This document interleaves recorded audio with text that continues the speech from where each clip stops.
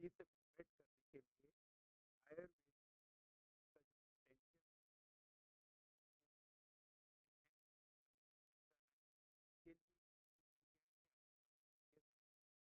Answer ये तो है आयुर्वेदा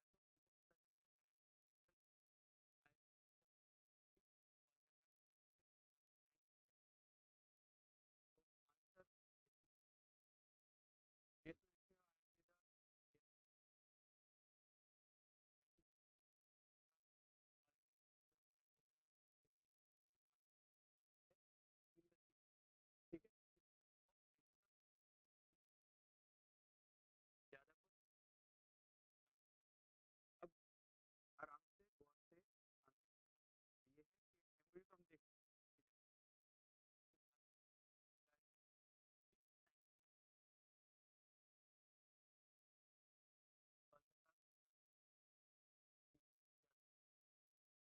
ठीक है। अब इसके रीजन क्या है आयुर्वेदा की गवर्नमेंट पहली चीज तो हो गया कि ग्लोबली हमको आयुर्वेदा को रिप्रेजेंट करना है। दूसरी चीज जो हमारे जन औषधि वगैरह हैं उनको इतना बूस्ट कर देना है वो मैकेनिज्म को कि आराम से इजीली हर एक को अवेलेबल हो जाए और उन चीज़ों से लड़ सके। फिर डायबिटीज़ में इंडिया में देखा जाए तो आए दिन केस बढ़ रहे हैं। तुम देखोगे रिपोर्ट्स को कि इंडिया डायबिटीज़ में लीड कर रहा है, तो वो भी तुमको रिकॉर्ड नीचे करने हैं। ठीक है, वहाँ से भी विड्रॉल करना है, अपनी रैंकिंग को पीछे हटाना है, ऊपर नहीं ले जाना है डायबिटीज़ पेशेंट में। अब जब ऐसी चीज़ें होती है कि डायबिटीज़ के मरीज बढ़ रहे हैं सब, तो क्वेश्चन किया जाता है उस कंट्री के इंफ्रास्ट्रक्चर पे, हेल्थ केयर सेंटर्स पे, इन सारी चीज़ों पे। तो जब वो चीज़ कम होगी वहाँ पर रैंकिंग जो है वो पेशेंट का जो रैंकिंग नंबर ऑफ पेशेंट बढ़ते जा रहे हैं जिससे हमारी रैंकिंग ऊपर की ओर बढ़ती जा रही है, उसको हटाना है, कम करना है। तो ये सारी चीज़ें उसके अंतर में आएंगी जिनको हम इन शॉर्ट पढ़ लिए कि प्रोजेक्ट हाईलाइट किस चीज़ को करेगा, कॉम्प्रिहेंसिव डायबिटीज वैलिडेट करना है हमको और आयुर्वेदिक फॉर्मुलेशन को ग्लोबली रिप्रेजेंट करना है। ठीक है, ये सारी चीज़ें। उसके बाद पूछता है कि मिनिस्ट्री ऑफ कल्चर जो है वो यूथ जो होता है, जो अपना यूथ है वो बहुत सारे एरियाज में एक पर्टिकुलर अपना अचीविंग रखता है कि भाई बहुत अच्छा कोई आर्टिशियन है। तो इस तरह के जो युवा हैं उनको फैसिलिटेट किया जाता है कि स्कॉलरशिप से, जिसका नाम है स्कॉलरशिप टू यंग आर्टिस्ट। ठीक है, तो इस स्कॉलरशिप के तहत, अंडर दिस स्कॉलरशिप कितना अमाउंट मंथली पे किया जाता है उस स्कॉलर को एज अ बेनिफिट। ठीक है, तो आंसर है तुम्हारा 5000 मंथली किया जाता है। आगे देख लेते हैं कि सबसे पहले जो कवरेज है वो 400 ही स्कॉलर की जाएगी। एरिया तक डिसाइड है कि एरिया में कौन कौन आएंगे, तो एरिया का एलोकेशन जरूरी है। फिर एज भी एलोकेट कर दिया, 18 से 25 के ही केवल अलाउड हैं। ये स्कॉलरशिप मिलेगी कितने के लिए, केवल 2 साल के लिए मिलेगी, जिसमें से 5000 पर मंथ है। ठीक है,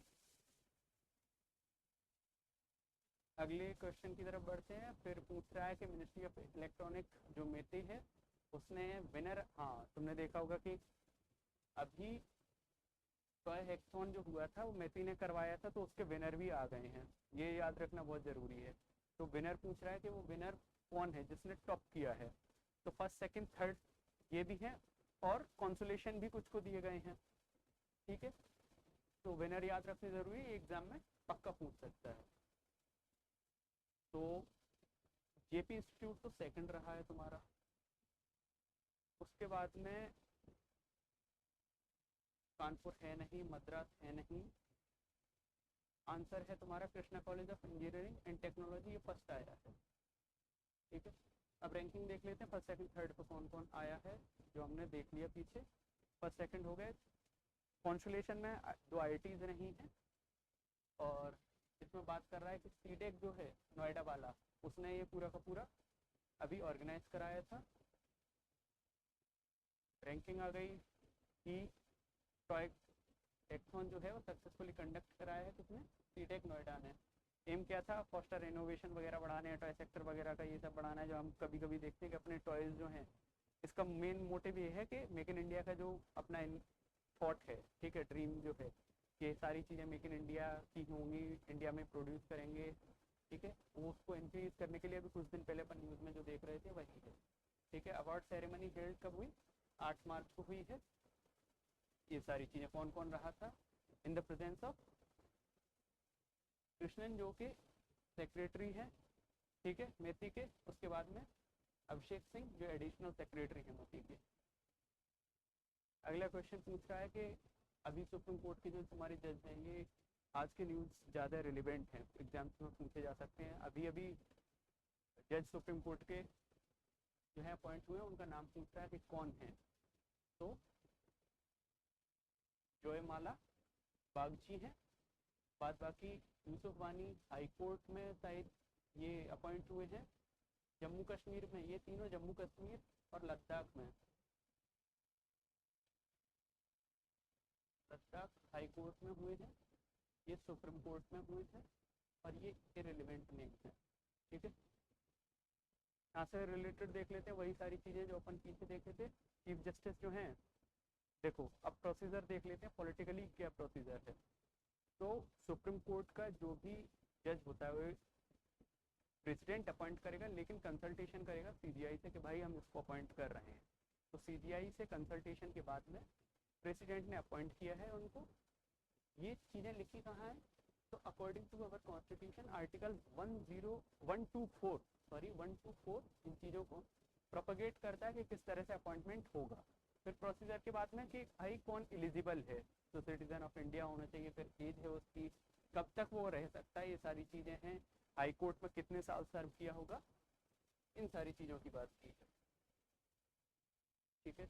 उसके बाद में पूछ रहा है कि 3 मार्च को ministry of labour and employment ने एक डेटा रिलीज किया है किसका, ई श्रम पोर्टल का। उसके अकॉर्डिंग इनमें से कौन सा स्टेटमेंट सही है।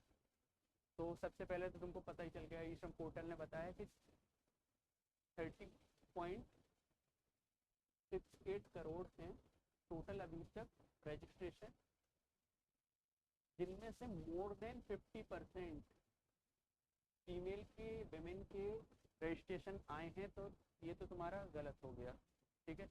तो सेकंड गलत होने के साथ साथ कौन सा चला गया, 1 चला गया, 2 चला गया, 3 चला गया, ठीक है। उसके बाद बोल रहा है कि 23 स्कीम जो है डिफरेंट सेंट्रल मिनिस्ट्रीज की और डिपार्टमेंट की, उनको इंटीग्रेट कर दिया गया थे। 23 स्कीम नहीं है, ये 13 स्कीम है, ठीक है। तो तुम तीसरा भी हटा दो, ओनली 1, केवल एक सही है।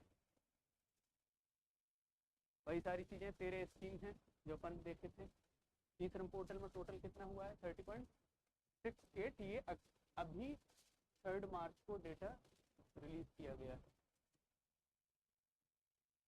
ठीक है। 53.68% वुमेन का है उसमें से रजिस्ट्रेशन। फिर पूछा पतंजलि ने इनॉग्रेट किया एशिया का लार्जेस्ट ऑरेंज प्रोसेसिंग प्लांट। बोल रहा हूँ ना, आज के सारे क्वेश्चन इंपॉर्टेंट है, इनमें से पक्का 1 या 2 क्वेश्चन तुम्हारे एग्जाम में पक्का दिख जाएगा, ठीक है। क्योंकि ये एशिया वाला हो गया, उधर तुम्हारे जज हो गए सुप्रीम कोर्ट के, फिर तुम्हारे जो अभी हैकाथॉन हुआ था, टॉय हैकाथॉन, उसमें रैंकिंग आ गई है। तो ये सारे क्वेश्चन इंपॉर्टेंट है, इनमें से पक्का 1 या 2 क्वेश्चन, एक तो पक्का फंसना ही फंसना है। तो पूछ रहा है कि उसका कैपेसिटी कितना है, 800 टन पर डे का है। पैसा कितना खर्च कर रहे हैं पूरे प्लांट डिजाइन करने में, तो 1500 करोड़ कर रहे हैं। वही सारी चीज़ें हैं। कहाँ हुआ है, मिलन नागपुर महाराष्ट्र में हुआ है। कैपेसिटी कितना है, 800 टन पर डे है। देख केवल ऑरेंज के लिए नहीं है, और भी हैं apart from orange juice facility bill, guava है, लाइम है, आंवला है, इन सब के लिए भी है ये, ठीक है। करना क्या है कि भाई इंडिया का ये जितना फ्रूट बास्केट है इसको बढ़ाना है, ग्लोबली पहुंचाना है, ये सब बेसिक जो चीज़ें होती हैं इनको ध्यान, ये ऑब्जेक्टिव हमेशा ध्यान में रखा करो कि ये होगा ही होगा अगर इंडिया में हो रहा है। तो वो तुम्हारे रिटर्न के लिए है, ऑब्जेक्टिव में सारी चीज़ें नहीं पूछते जब एमसीक्यू टाइप होता है।